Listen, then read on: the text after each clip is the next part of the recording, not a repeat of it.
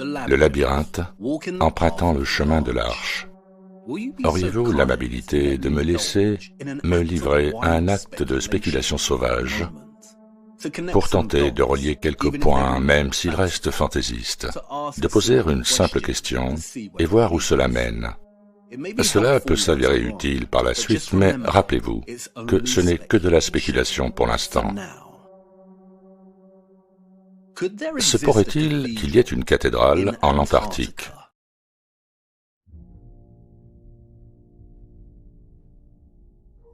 Nous avons une énigme grandissante, un puzzle qui se forme sous nos yeux. Quel est le lien entre l'eau, le son et les courants telluriques et leur relation à ces structures médiévales? Se pourrait-il que le baptême est une histoire perdue ou cachée et que les eaux vives étaient vraiment réparatrices et guérissantes? Ou que les agriculteurs monastiques utilisaient en fait l'électroculture pour cultiver leurs récoltes? Ou peut-être que cela a toujours été l'un des secrets les mieux gardés, comme le suggèrent nos écrivains français au sujet des alchimistes initiés. Le chemin de l'Arche. Architecture est un mot intéressant, qui vient du grec architecton, qui se traduit directement par chef ou maître d'œuvre, archi ou archon signifiant chef et tectum signifiant bâtisseur. Mais ce qui est très pertinent, c'est la présence du mot arche dans architecture, car c'est le maître d'œuvre qui construit, dans le langage des arches arrondies, des arches ogivales pointues, des arches paraboliques. Et qu'en est-il du plus grand des maîtres d'œuvre, le Seigneur Dieu de ce monde dans lequel nous nous trouvons? Il construit aussi dans la langue des arches. De notre point de vue, l'hémisphère céleste au-dessus prend la forme d'une arche ou d'un arc, les luminaires se levant à l'est et se couchant à l'ouest. Où que nous allions dans le monde, l'arche céleste tourne autour de nos têtes. Et le plus beau des arches, cette vie est ce monde le plus compliqué des labyrinthes. L'un des aspects les plus frappants de l'architecture du Vieux Monde est sa relation au soleil et aux étoiles. La majorité des structures ecclésiastiques médiévales sont alignées de manière cardinale. Le chœur est délibérément situé à l'est et la nef à l'ouest. Pourquoi? Dans la cathédrale de Chartres, au solstice d'été, à midi précise, un rayon de soleil traverse un petit espace dans le vitrail et frappe une pierre particulière du transept. Pourquoi? Il y a aussi une longue histoire d'astronomes utilisant les cathédrales pour construire un méridien, une ligne de longitude qui va du sud au nord, dans un grand espace sombre dans un bâtiment avec un trou dans le toit, qui permet de suivre le déplacement de la position du soleil à midi. Il semble que presque toutes les civilisations et cultures ont, à un moment ou à un autre de l'histoire, construit leur structure de façon à ce qu'elles s'alignent sur le soleil et les étoiles. Il y a les obélisques égyptiens, qui ne sont en fait que d'immenses cadrans solaires. Les pyramides avec des chambres qui s'alignent sur les cieux, selon des caractéristiques architecturales qui projettent des ombres spécifiques à des jours précis. Des espaces et des monticules qui interagissent avec les solstices. Des temples qui dansent avec les équinoxes. Et peut-être que les cathédrales médiévales interagissent avec le soleil et les étoiles d'une manière pas encore reconnue. Les flèches agissent-elles comme d'immenses cadrans solaires, ou y a-t-il d'autres astuces de ce genre, qui projettent des ombres et des lumières particulières à des heures et des dates précises? Les cathédrales s'alignent-elles sur des constellations particulières, et pourquoi tant de structures dans le monde entier, de toutes les époques et dans toutes les sociétés, s'alignent sur les luminaires? Était-elle avant tout un moyen de suivre le temps et de tenir des calendriers? Ou nos ancêtres surveillaient-ils ou observaient-ils autre chose? Que de bonnes questions. Le problème est de savoir si nous n'avons reçu que la moitié de l'histoire, ou moins. Se pourrait-il qu'il y ait une cathédrale en Antarctique? Bien, cela dépend de la façon dont vous définissez une cathédrale. Si une cathédrale est une église qui contient le siège d'un évêque et sert de centre pour un diocèse, alors non, il n'y en a pas en Antarctique. Si une cathédrale est un espace géométrique creux pour que les vibrations musicales de l'orgue et des cloches puissent danser en communion, alors non, il n'y en a pas. Si une cathédrale est un lieu pour l'adoration de Dieu, alors peut-être qu'il y en a une, peut-être seulement, et cela dépend de quel Dieu il s'agit. Mais si nous adoptons une autre définition, celle de la cathédrale en tant qu'observatoire astronomique, un espace pour surveiller et suivre les mouvements de tout ce qui est céleste, alors oui, il pourrait très bien y avoir une cathédrale en Antarctique. Elle est juste là. Ne pouvez-vous pas la voir? Non, bien sûr, parce qu'elle est enterrée sous vos pieds. L'Ice Cube, qui atteint une profondeur de 2500 mètres et qui s'étend sur 1 km3 d'espace. L'Ice Cube est un télescope souterrain pour l'observation des neutrinos. C'est une expérience validée par le CERN et sa fonction est de rechercher des neutrinos. Les neutrinos sont des particules presque sans masse, sans charge électrique, et qui voyagent de leur source à la Terre sans être perturbés par les champs magnétiques. L'Ice Cube travaille également à la détection, à la surveillance et à la compréhension des averses d'air provenant des rayons cosmiques primaires. Les rayons cosmiques sont les particules les plus chargées en énergie jamais observées et proviennent principalement de notre Soleil, et ces particules peuvent traverser le sol. En fait, il existe de nombreux types de rayons ou de flux de particules chargées qui proviennent du Soleil, tels que les vents solaires, qui influencent également l'activité à la surface de la Terre. Le vent solaire joue un rôle clé dans la génération des courants telluriques. Mais avant que la religion de la science ne cherchait à construire ces cathédrales astronomiques sous les déserts de glace de l'Antarctique, et que les prêtres des laboratoires vénéraient leurs dieux particules sous terre, d'autres parlaient de ces rayons et de ces vents. Le Soleil est né du feu. Le feu est l'âme du grand tout. Ces atomes élémentaires qui se déversent et qui ruissellent continuellement sur le monde en courants infinis, et au point d'intersection de ces courants dans les cieux, ils produisent de la lumière. À leur point d'intersection dans la Terre, ils produisent de l'or. La lumière et l'or, c'est la même chose. Le feu dans son état concret. La différence entre le visible et le palpable, le fluide et le solide, de la vapeur à la glace, c'est tout. Les rayons cosmiques ont été découverts au début du XXe siècle et le vent solaire en 1957. Mais dans son roman, 100 ans avant cela, en 1830, il semble que Victor Hugo connaissait déjà très bien ces particules élémentaires qui se déversent et qui ruissellent continuellement sur le monde en courants infinis. Il appelle ces courants le feu, l'âme du grand tout. Et selon Hugo, ce feu est non seulement responsable de la naissance du Soleil, mais lorsque les courants de ce feu s'entrecroisent au-dessus, ils créent de la lumière ou des étoiles, et lorsqu'ils entrent en collision au sein de la Terre, ils produisent un métal, l'or.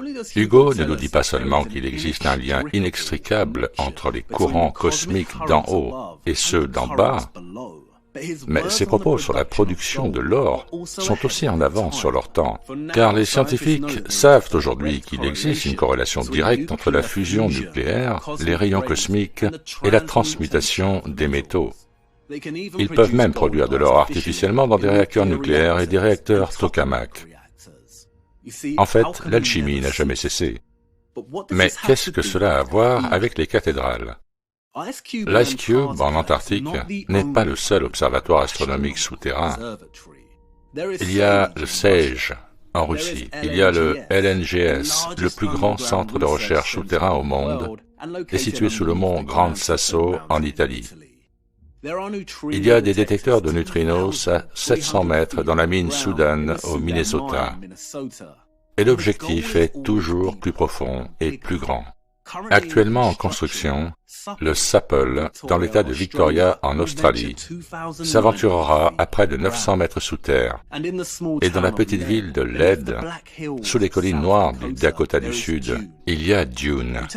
Vous y descendez en 10 minutes dans un puits de mine via une cage d'extraction qui plonge 1,8 km plus bas, plus profond qu'une pile de 3 Empire State Building, à l'intérieur de Dune.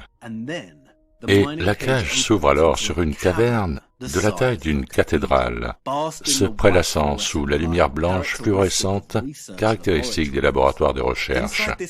À l'intérieur de cette caverne se trouve un réservoir de 330 000 litres d'eau. Et à l'intérieur du réservoir, une fiole en titane est suspendue comme une cloche à une structure à 3 pieds. Un réservoir d'eau géant. Pourquoi ? Regardez l'observatoire de Kamioka qui se trouve sous le mont Kenner au Japon. 50 220 tonnes d'eau ultra pure.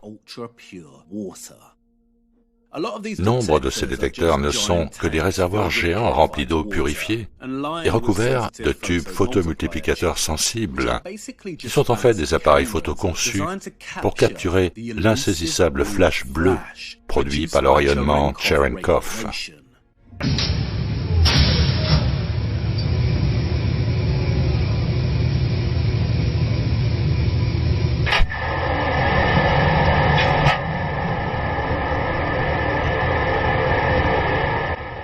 De temps en temps, lorsque ces particules traversent la Terre, un neutrino s'écrase sur un électron, dont découle un flux de particules spécifiques. Si l'accident se produit dans un matériau où les particules peuvent s'y déplacer plus vite que la vitesse de la lumière, elles émettent une traînée de lumière bleue, connue sous le nom de rayonnement Cherenkov. Mais pour pouvoir détecter cet événement rare et aléatoire, les scientifiques et les ingénieurs ont besoin d'un matériau qui soit à la fois bourré d'électrons et transparent à la lumière pour que le rayonnement Cherenkov puisse être observé. Donc, qu'est-ce qui est à la fois dense, transparent et disponible en grande quantité sur notre Terre? L'eau. C'est pour ça que l'Ice Cube est situé en Antarctique. L'air glacé est particulièrement transparent et suffisamment clair pour qu'il puisse observer la lumière de Cherenkov. Et quelle belle couleur mystique! Une teinte d'un bleu vraiment profond, que certains décrivent même comme le bleu de Chartres, la lumière céleste dans l'eau. Et en effet, les litanies nous enseignent que la Vierge est le vase qui contient l'esprit des choses, vase spirituel. Sur la table, à la hauteur de la poitrine du Magi, il y a d'un côté un livre ou une série de pages ou de plaques d'or, et de l'autre côté, un vase rempli d'une liqueur astrale céleste, composé d'un tiers de miel sauvage, d'un tiers d'eau terrestre, et d'un tiers d'eau céleste. Le secret, le mystère réside dans le vase. Les paroles énigmatiques de Falconelli sur les relations entre l'alchimie et les cathédrales sont particulièrement intéressantes. Qu'est-ce que ce vase plein de liqueur astrale céleste, qui est composé d'une partie d'eau terrestre et d'une autre partie d'eau céleste?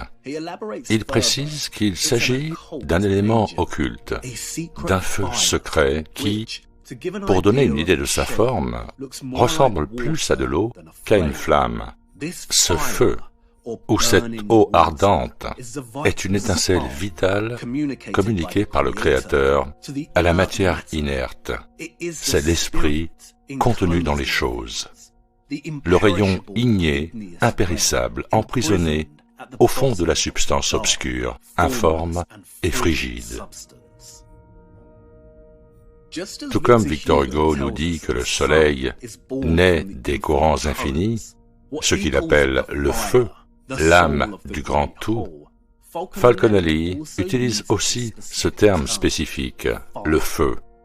Il l'appelle l'eau ardente, l'esprit contenu dans chaque chose et communiqué par le Créateur, et qui est formé par une roche ignée ou rayon ardent, emprisonné dans l'obscurité sans forme, composé de rayons ardents similaires aux particules des rayons cosmiques. Falconelli redirige ensuite son lecteur vers la consultation d'un texte anonyme, les préceptes du Père Abraham, pour en savoir plus. Cette eau primitive et céleste doit être puisée dans le corps où elle réside. Les philosophes ont donné tant de noms à cette eau, et elle est le solvant universel, la vie et la santé de toute chose. Les philosophes disent que le soleil et la lune se baignent dans cette eau et qu'ils s'y dissolvent. Celle-ci étant leur origine première, c'est par cette résolution que l'on dit qu'ils meurent, mais que leurs esprits sont portés sur les eaux de cette mer où ils sont enterrés. Encore une fois, nous avons une image de l'eau céleste et de sa relation inextricable avec les luminaires. Les eaux transportent, puis enterrent les esprits, ou les courants, qui créent le soleil et la lune, la lumière céleste. Les anciens connaissaient-ils non seulement les courants telluriques, la vouivre, qui serpente sous la surface de la Terre, mais aussi le rayonnement Cherenkov, ou ce que nous appellerons désormais les eaux ardentes. Ce rayonnement électromagnétique émis lorsque les particules chargées traversent l'eau, l'illuminant de bleu. Est-ce la raison pour laquelle de nombreuses cathédrales ont été construites sur d'anciens monticules celtiques et s'enfoncent profondément sous terre, parfois avec des couches de cryptes, de tunnels et de puits d'eau profonds? Les alchimistes d'antan observaient-ils et étudiaient-ils les phénomènes astronomiques sous la terre, ainsi qu'au-dessus? La principale raison pour laquelle les scientifiques ont construit leurs détecteurs de neutrinos si profondément sous terre ou sous l'eau est pour bloquer les radiations cosmiques. Tout comme nous ne pouvons pas voir les étoiles pendant la journée à cause de la lumière du soleil, le rayonnement cosmique agit de la même manière, empêchant la détection des interactions des neutrinos. Construire un détecteur sous un rocher ou sous l'eau permet aux scientifiques de séparer l'interaction des neutrinos des radiations. C'est une forme de distillation qui n'est pas si éloignée de la protoscience des alchimistes médiévaux, dont les activités se concentraient sur la séparation et l'isolement de différentes substances et produits chimiques.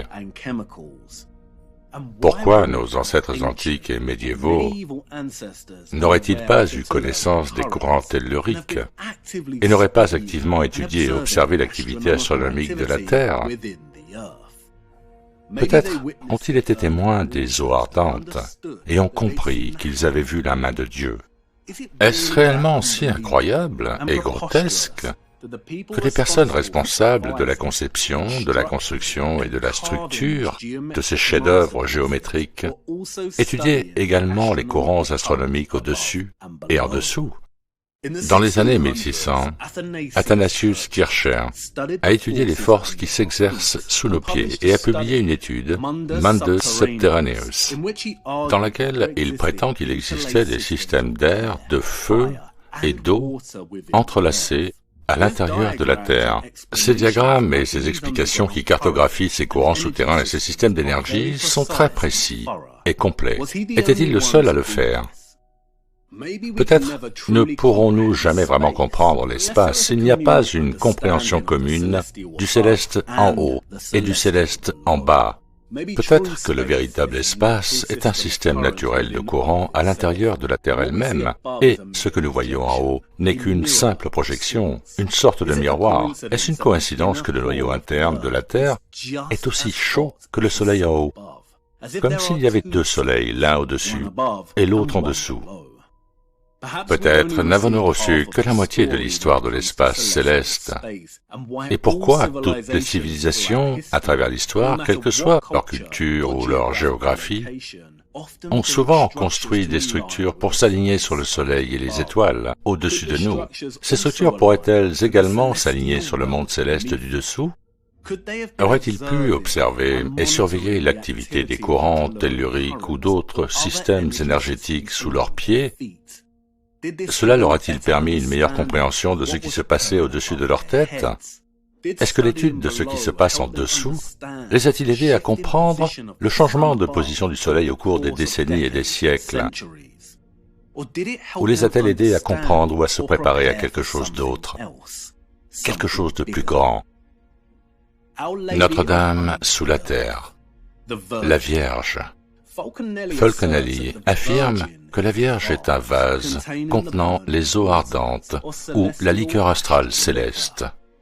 Il est intéressant de noter que Sharp-Intel utilise également une imagerie similaire lorsqu'il affirme que la première chose à faire était évidemment de tracer les courants jusqu'à leur source dans la Terre elle-même, dans la caverne, ou encore par l'utilisation de l'eau, qui en était imprégnée.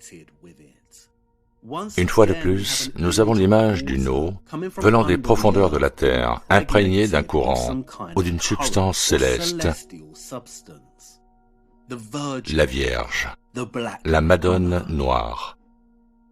Traditionnellement sculptée dans un type de bois, elle s'est considérablement assombrie avec le temps, nous dit-on. Mais il y a une autre histoire qui fournit un autre type d'origine. Les érudits l'ont fait remonter aux Celtes et aux Druides, mais si l'original de la statue de Chartres et d'autres cathédrales médiévales date de l'époque druidique, il ne peut s'agir d'une représentation de la Vierge Marie que nous connaissons aujourd'hui. Non, car voyez-vous, les Celtes n'ont jamais représenté leur Dieu sous forme humaine. Ces statues ne sont pas les originaux. Qu'arrive-t-il au bois humide lorsqu'il est soumis à un fort courant électrique? Quelle couleur prend-il? La prochaine jonction, 4 portes, 4 différentes options. Mais avant, l'électricité. Il est intéressant d'envisager l'idée que nous n'étions peut-être pas censés utiliser l'électricité comme nous l'avons fait. Tout comme le soleil, l'électricité est également née de ce formidable feu, cette âme du grand tout. Et peut-être qu'elle était censée rester exclusivement au royaume céleste et non exploitée par l'homme pour sa propre évolution. Si l'électricité fait partie de cette étincelle vitale communiquée par le Créateur à la matière inerte, cela signifie qu'elle appartient au domaine spirituel. Et si nos ancêtres étudiaient les courants telluriques et les eaux ardentes sous leurs pieds, c'est peut-être pour cela qu'ils l'ont fait dans la maison de Dieu. L'électricité peut établir une connexion. Comment savons-nous qu'en utilisant l'électricité, nous n'avons pas ouvert une brèche dans le tissu qui sépare notre monde du monde spirituel? Et comment savoir si nous n'avons pas établi une connexion avec un royaume que nous ne comprenons pas bien, un royaume composé d'entités dont nous ne comprenons pas les intentions, des entités qui ont pu utiliser cette connexion pour commencer à développer leur propre intelligence artificielle? Peut-être que l'électricité a toujours été censée être conservée dans les maisons de Dieu, où elle pouvait être gardée en sécurité par les adeptes et les initiés. C'est peut-être la raison pour laquelle notre monde est tel qu'il est aujourd'hui. Mais je digresse. Retour aux 4 portes. Nous avons 4 options différentes.